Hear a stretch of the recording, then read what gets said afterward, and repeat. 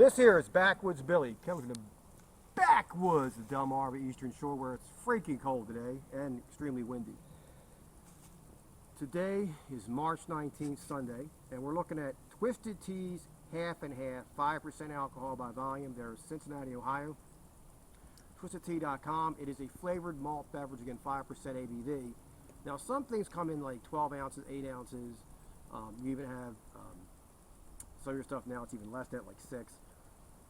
16s, a lot of my cans come in bombers, simply 20. So you really have to look at the ounce. This is 24 ounces for the Twisted Tea. Now I'm going to include the calories and the ABV again, and if I can find, I thought I had it, but I don't know what I did with it, the bittering units.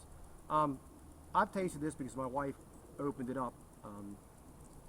It has, so I figure we'll get a review on it. It's basically, I haven't had one before. I've seen a lot of the empty cans that leave in a rural area. And people, when you drive by in the country, idiots throw their alcohol containers out the window when they're driving. Country boys. Now, if they do that stuff in the town, cops will nail it. But anyway, half and half, 24 ounces, Twisted Tea. It tastes like iced tea. To me, not quite like a half and half, which should have a little more lemonade to it, but it is like an iced tea. To me, it tastes like Lipton iced tea, the powder mix, with a little more lemon in it. That's what it tastes like. Now, I'm going to say this. I'm going to do this like a BJCP judge, but more like a magazine article. I'm not going to grade it on a 1 to 10 or 1 to 100 or 1 to 5 or ABD, all that bullshit.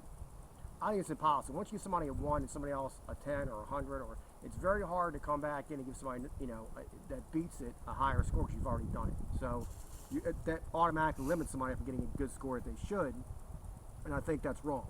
So I'm going to do, if anybody has looked at like beer magazines, stuff like that, when you get the magazine, it basically says it was good, list of those who taste, pour, blah, blah, blah. This is what they call a flavored malt beverage, an F.M.B, and we're going to do our pour with this wide mouth can.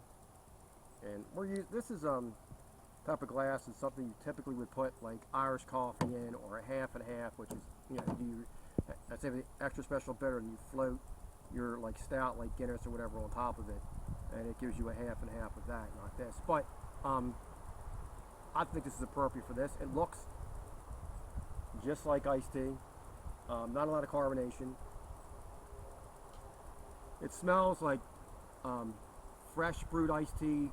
If you had mixed iced tea with sun tea, you know, whether we actually tea bags outside, and you let them cook in the sun with the water, and it kind of makes sun tea.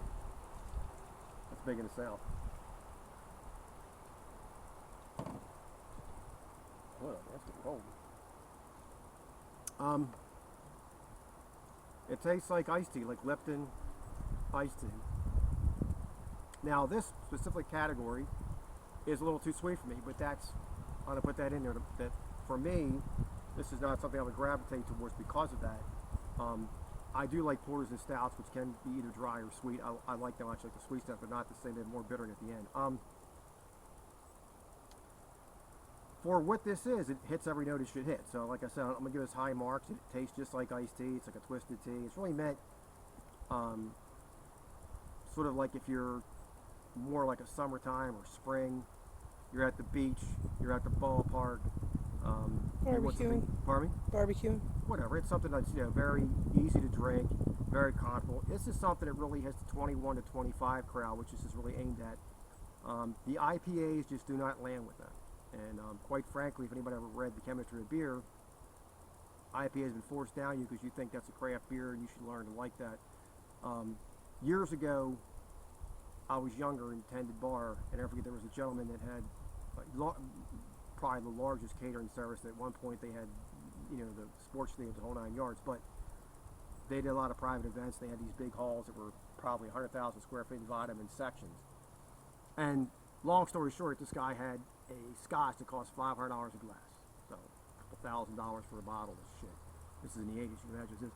And he said to me when I had to give it a little drink of it, you have to acquire a taste for this. And to me, if you got to acquire a taste and it costs $500 a glass, somebody pretty much got you. I have to say something a little differently, but it reminds me of a cartoon of a rat trap, and what's going behind it. Basically, this tastes like it should taste.